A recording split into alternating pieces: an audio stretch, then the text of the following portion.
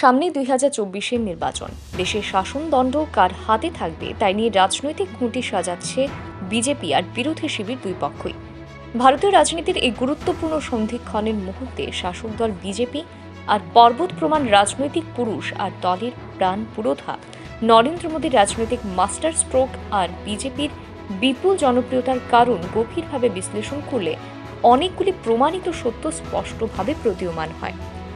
এর মধ্যে অন্যতম হল 2024 সালের নির্বাচনে জয়ের ধারা অব্যাহত রাখতে সাংগঠনিকভাবে বিজেপি অনেক আগেই নিজেদের প্রস্তুতি শুরু করে দিয়েছে এবং এক্ষেত্রে প্রত্যাশা মতোই বিজেপির অন্যতম মুখ হলেন প্রধানমন্ত্রী নরেন্দ্র মোদী। জনপ্রিয়তার দিক দিয়ে যিনি বর্তমানে দেশের সবচেয়ে জনপ্রিয় রাজনৈতিক ব্যক্তিত্ব। অতি সম্প্রতি 2024 নির্বাচনকে পাখির চোখ করেই 15টি রাজ্যে নিজেদের সেনাপতি নির্বাচন সম্পন্ন করেছে বিজেপি। নির্বাচন করা হয়েছে নতুন প্রভারী এবং সহপ্রভারীদের। এই 15টি রাজ্যের মধ্যে গুরুত্বপূর্ণ হরিয়ানার প্রভারী হিসেবে দায়িত্ব দেওয়া হয়েছে রাজ্যের জনপ্রিয় নেতা বিপ্লব কুমার দেবকে। অন্যান্য রাজ্যে যারা দায়িত্ব পেয়েছেন সাংগঠনিক দিক দিয়ে তারাও তুখোড় রাজনৈতিক সংগঠক, অর্থাৎ মহাসমরের আগে নিজেদের ব্যূহ রচনা আর রণকৌশল তৈরিতে বিপক্ষ রাজনৈতিক শক্তির চেয়ে বহু কদম এগিয়ে বিজেপি।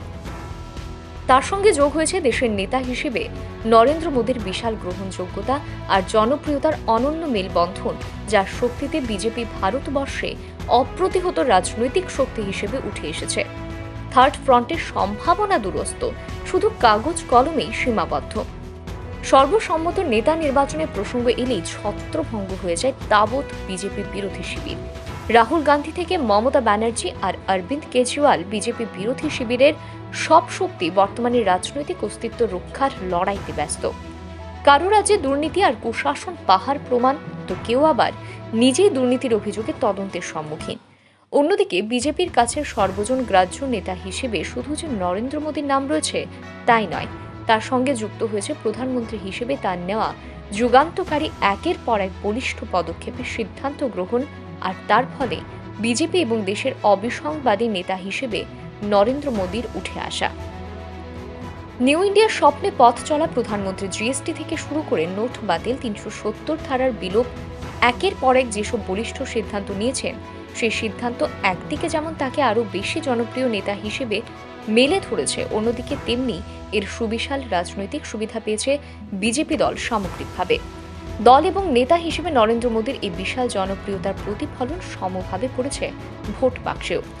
একদিকে যেমন বিজেপির আসন বেড়েছে, অন্যদিকে বৃদ্ধি পেয়েছে ভোটের হার। 2014 সালের চেয়ে 2019 সালের নির্বাচনে বিজেপির আসন সংখ্যা বৃদ্ধি পেয়েছে 21টি, আর প্রাপ্ত ভোটের হার বৃদ্ধি পেয়েছে 33%।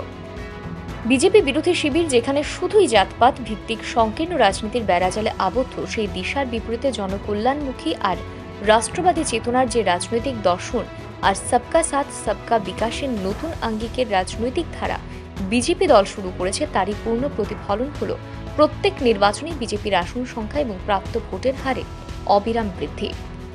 বস্তুতপক্ষে জনকল্যাণ ভিত্তিক রাজনীতির এই সমগ্র রূপের সঙ্গে দেশের স্বাভিমান আর জাতীয়তাবাদী চেতনাকে উদ্বুদ্ধ করে বিজেপির এই কর্মসূচিকে দেশের মানুষ যে মনে প্রাণে বরণ এবং গ্রহণ করেছে তা এক বাক্যে বলা যায়।